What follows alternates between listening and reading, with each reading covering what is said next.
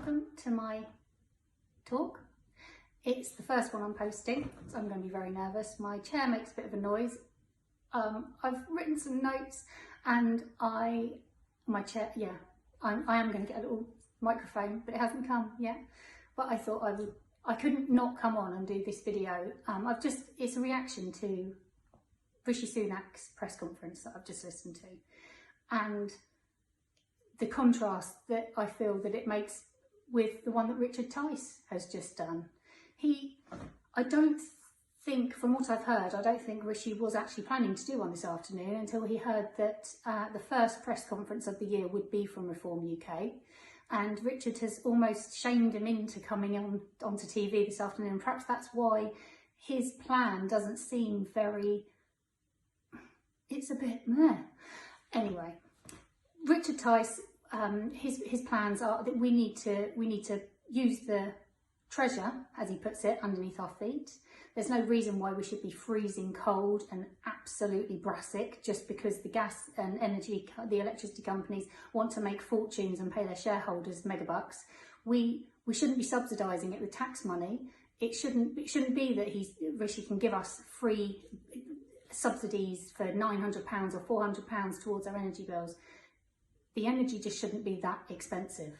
We've got gas that we can use, we can frack. I know it's not deemed to be very green, but we can't go green and freeze and all die of frostbite in the meantime or starve to death because we can't afford to pay all of our bills and buy food.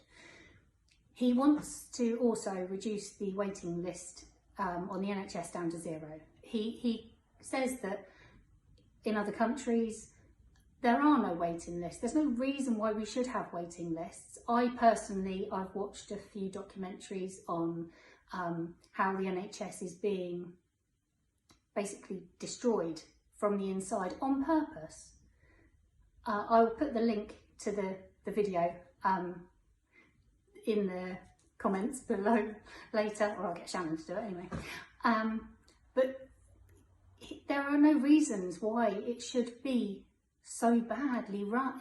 The doctors and the nurses, all of the staff, I know, I've been in there, I've stayed in there unfortunately a few years ago. I was really quite poorly. Every member of staff is lovely, down to the porters, everybody is really good. There are just too many people taking money out that they haven't really earned. I think that's what it comes down to. When I looked the other day, there's 52.5% of the wages go to professionally qualified staff, so midwives, doctors, nurses. There's 47.5% goes elsewhere, paper pushers, managers, agency fees. I'm not quite sure, but we need to look into it because it's disgusting. So the NHS, the fracking, and also we need to stop the boat. We need to stop illegal immigration. I don't mind, no problem with ordinary immigration. The people coming over on the boats, they're not women and children, they're not fleeing war-torn countries, and something needs to be done about it. Now, in comparison, Rishi's press conference, he's basically said that he doesn't want to tell any big porcupines like all of the politicians have done for years now. He doesn't want to come out and promise something that he can't then deliver on. So what he's decided to do is give 5 minuscule promises that are almost impossible for him not to get done. I've written them down because he's going to halve inflation. Now, inflation's gone up massively, pretty quickly. It's probably not that hard for him and his banker mates to get that back down. He's going to lower the national debt. Well, it's going down. We are paying it off. Whether we're paying massively more in interest than what we should be or not, but that's neither here nor there. It's going to go down. So it's another promise that's kind of lower the NHS lists. Now, people die every day. That's going to come off the list. There's going to be some surgeries going on, so the list. But is he going to actually get the list down? How quickly? By how many every year? How is he going to do it? He didn't say any of that. It's just going to, the lists are going to get shorter. Is he going to put, is he going to fudge the numbers like they do with the benefit system and put people on out of work benefit and then onto PIPs or then onto something else just to fudge the numbers? I don't believe him, but there you go. And then the small boats, he says he's going to stop the small boats, but is he just going to stop the small boats by, I don't know, saying that they now come in on a slightly bigger boat because they're coming in on the lifeboat, and he says he's going to process them quicker, but the process at the moment can take up to 5 years or something ridiculous. So anything's going to be quicker than 5. The promises, I think they're just there. He's saying about keeping children doing mathematics until they're 18. His justification for that was something like they'll be better placed to find the best mortgage, or they'll be able to earn more money. Not really, no. Because if the mortgages just aren't available, it doesn't matter how clever you are at working out the figures, if you can't afford a house, how aren't any houses being built, there are too many people looking for them. It doesn't matter how good your maths is. Oh, you could budget better. You could sort the finances out better.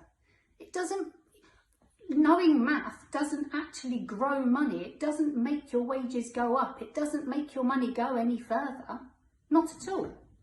But apparently so, according to Rishi.